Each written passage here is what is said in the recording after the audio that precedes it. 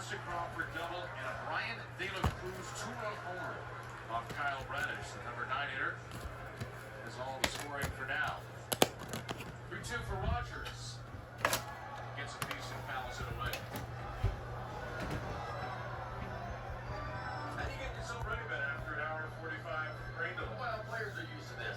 You know, if you get rain delays pretty regular. Well, the Royals have been really lucky this year. This is their first in-game rain delay of the season. But you just got to stay mentally ready to go. Maybe get up, move around, take a relax. Here we go. ABS powered by T-Mobile. JT Realmuto always wins these. Second and 7th year.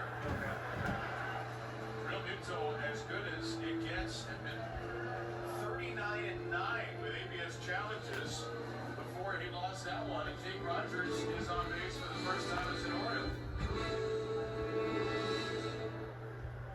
The shot for Realmuto misses. He challenges so infrequently, but he is so good at it.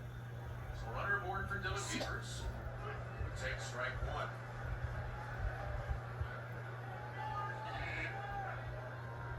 Dylan Beavers struck out in his only at bat against For your convenience, this DVD has been enhanced with hit entertainment's